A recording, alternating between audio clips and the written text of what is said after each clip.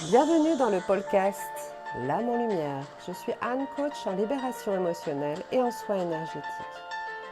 Et je suis là pour vous guider à renouer avec votre corps vers l'équilibre et l'harmonie.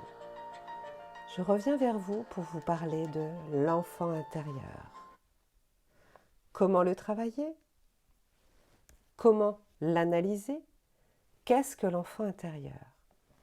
L'enfant intérieur désigne la part enfantine ou infantile de l'adulte, part liée au fonctionnement primaire, instinctif de l'enfant, dans divers types de thérapies contemporaines.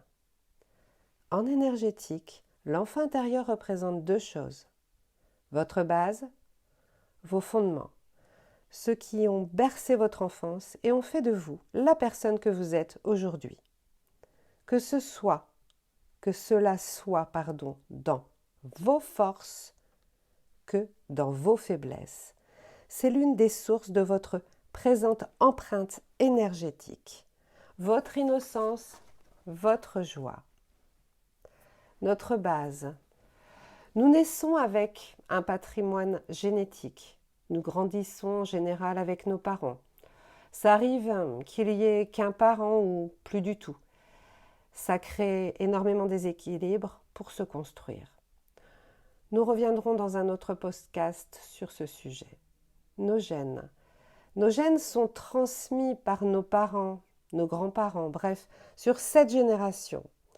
Côté maman, 7 générations, côté papa, 7 générations. Notre base, nous avec notre carte génétique, nous avec notre transgénérationnel, nous et nos premières années de vie. En général, nos 6 premières années de vie sont primordiales. Nous nous construisons grâce à nos parents, grâce à l'école, à la société, par nos amis et notre environnement. Ça détermine nos structures, notre façon d'avancer dans notre vie et surtout lorsque nous devenons adultes. N'oublions pas que nous venons sur Terre pour vivre des expériences fabuleuses ou douloureuses, pour faire grandir notre âme. Nos fondements sont des éléments essentiels sur lesquels s'appuie tout le reste, principe sur lequel se fondent nos racines. Notre enfant intérieur est là pour nous faire évoluer. Il nous guide vers votre quintessence. Hélas, souvent nous ne prenons pas la bonne direction. Les causes émotionnelles qui prennent souvent le dessus. Ça peut être également nos parents qui nous obligent à prendre une direction que nous ne voulons pas prendre. Les amis, les copains, les frères, les sœurs. On essaye de faire la même chose. La même chose que pour ne pas être ridicule et pour ne pas se montrer tel que l'on est. La société. La société qui nous oblige à être une autre personne, qui doit rentrer dans le moule, comme on dit. Mon travail est de déstructurer cette mauvaise base pour vous rendre meilleur, pour que vous soyez enfin vous. Votre véritable essence est à l'intérieur de votre être profond. Souvent, nous mettons notre enfant intérieur à la cave et nous l'enfermons à double tour pour que personne découvre votre sensibilité ou votre côté féminin ou votre côté masculin trop développé peut-être. Nous sommes parfois c'est pas parfois, nous sommes parfaits, nous sommes uniques et nous devons nous construire avec notre véritable élixir.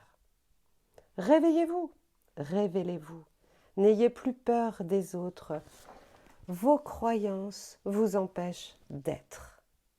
L'enfant intérieur est sensible et bien vivant.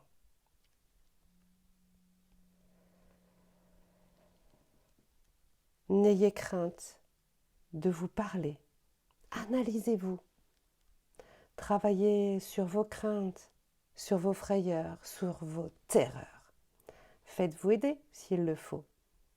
Ce travail vous bonifiera, vous restituera votre véritable personnalité. N'ayez aucune inquiétude d'être vous-même. On ne peut pas plaire à tout le monde. La société nous met dans des moules. Nous avons un cerveau. Alors, choisissez-vous et montrez à tout le monde la belle personne que vous êtes.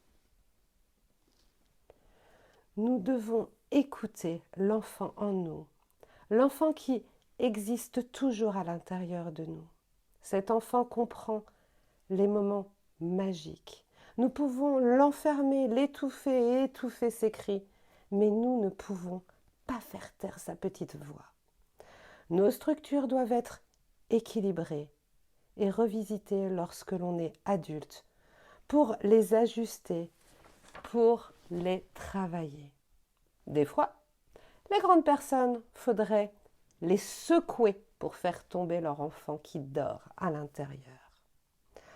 Dans mon prochain podcast, je vous transmettrai un exercice, un soin, que vous pouvez réaliser régulièrement pour jauger l'état de votre enfant intérieur.